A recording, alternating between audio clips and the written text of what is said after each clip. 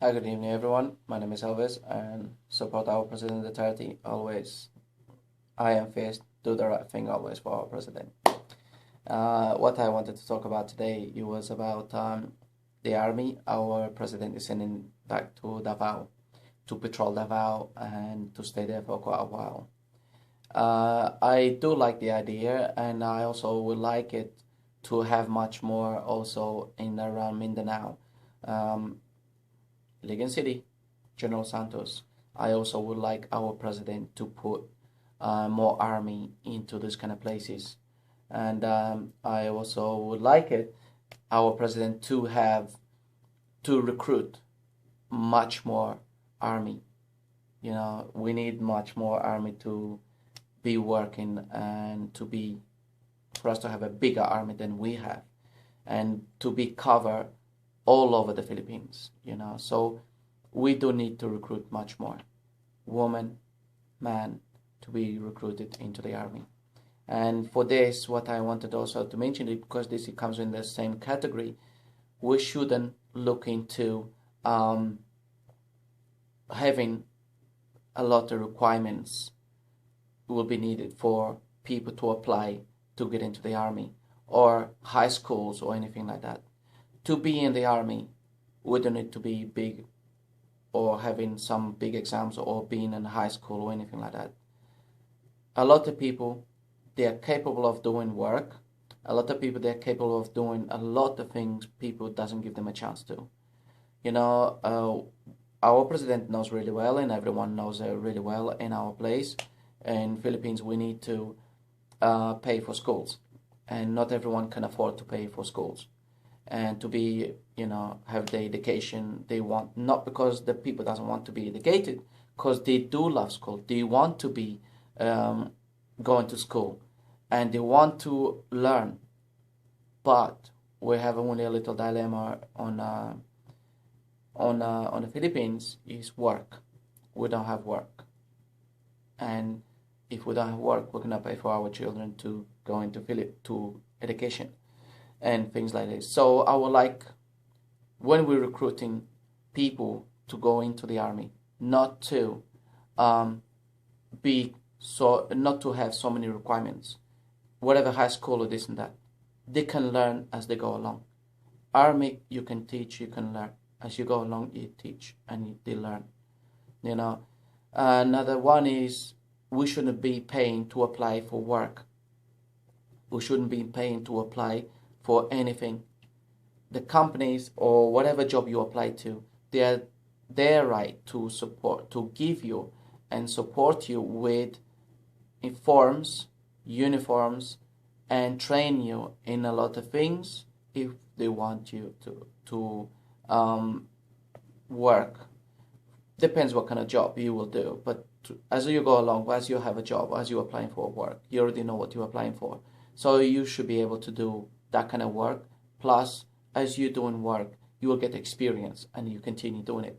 The only dilemma on this one, people doesn't give a chance to others, and how they're gonna learn, how they're gonna do a work if you don't know, you don't give them a chance.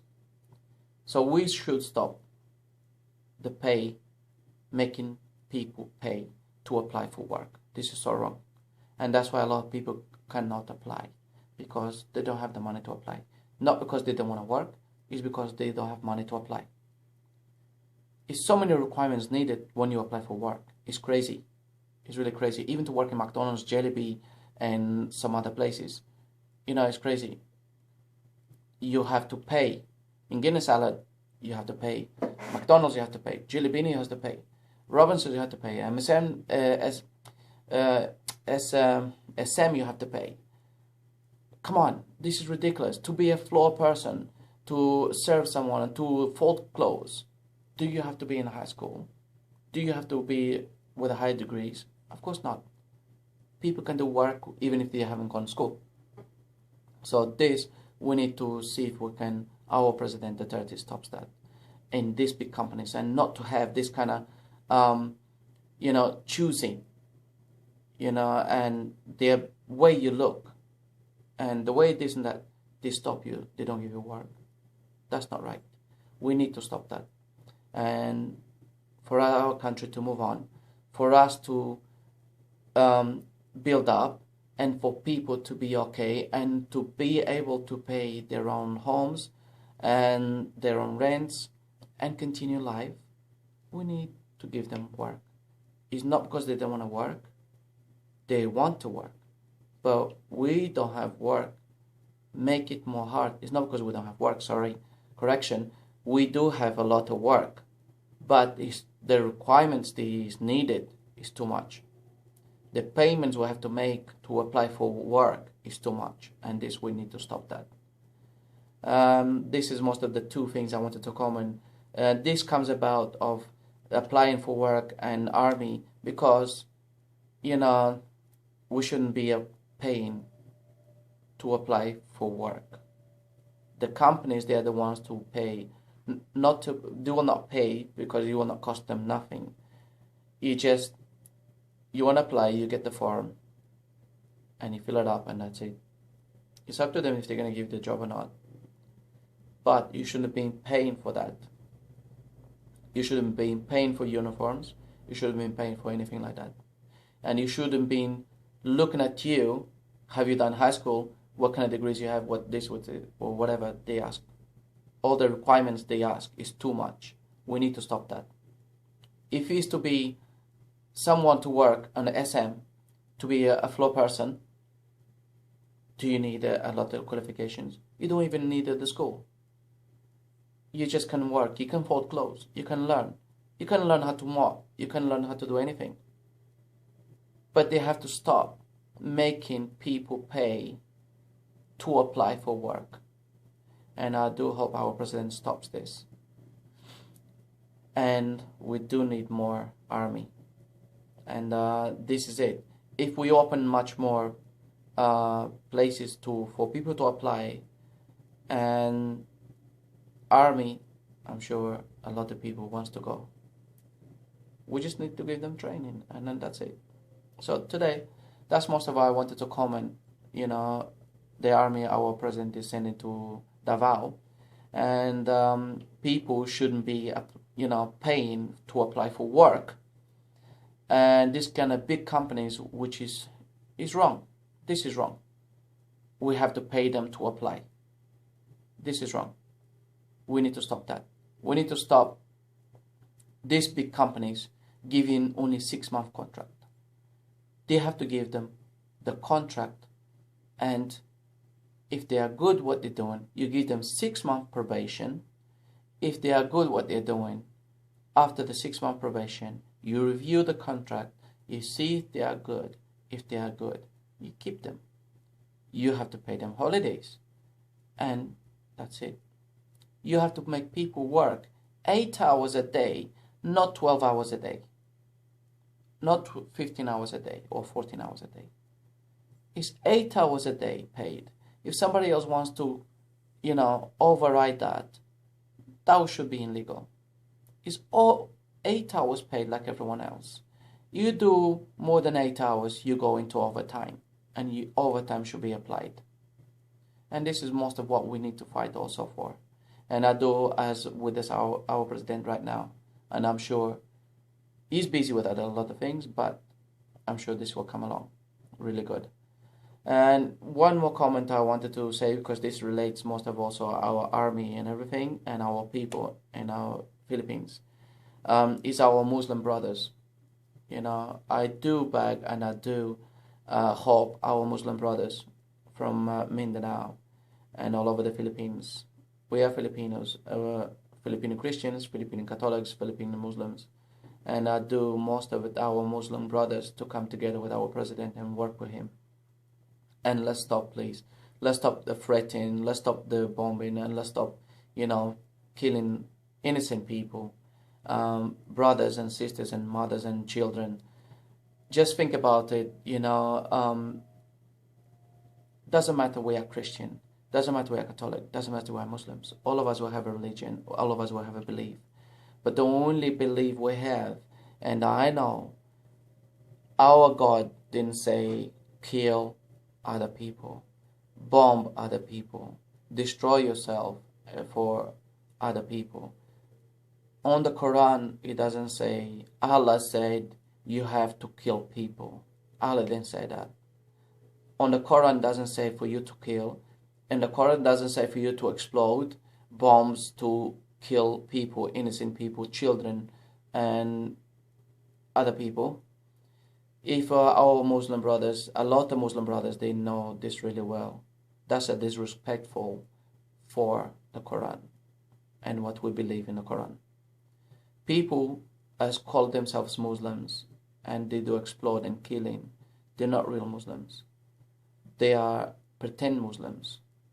They are lost. They're not serving Allah. They're not serving Allah. They're not serving God. They're not serving Allah. They're serving the devil. You know, and if everyone reviews the Quran, Allah doesn't say kill, explode, and do bad things to people or kidnap. It doesn't say that. And that's what the Quran also, if everyone reads the Quran and follows it, is peaceful. Love, care, and not killing. If we see in all of us, we are humans, all of us will bleed, doesn't matter white, black, yellow, red, doesn't matter who it is. We are still humans, we are still people, children of God. We call God in many names. Us, we call him Jesus. Other people call us Allah. And in every language, they have their own names to call. So, but it doesn't say explode, kill. It says love one another and respect and be happy and try to help and talk the name, what God says. Spray my words, spray what I say, and that's what the example we should be giving to everyone, for us to be peaceful, for us to have a happy life, family, everyone in the world. And this is what we hope to achieve one day. And at this moment in time, what I want is our Filipino country is one of the countries which will be moved really good from now on. And what I would like to see is our Muslim brothers behind our president, working with him, helping him, fighting these evil people, not the real Muslims. They're not real Muslims. They are people who serving the devil, people serving themselves. They're not serving Allah. They're not serving the Quran. They're not doing that. Those people, they're not real Muslims. They are devil's work. And this is it. And I do hope the leaders of a Muslim can be in the Philippines. It could be in another country. We talk, and for the first time in history, let's be the first country around the world to stop this killing and bombing, and let's be behind our President Duterte. Talking is a way of opening doors, achieving things in life and achieving everything in the world, but together as one. So I'll leave this comment right now, but that's what I want the most to talk about today. And yes, let's hope our Muslim brothers do support our president, and the true Muslim brothers be always behind our president and help him in everything what he needs.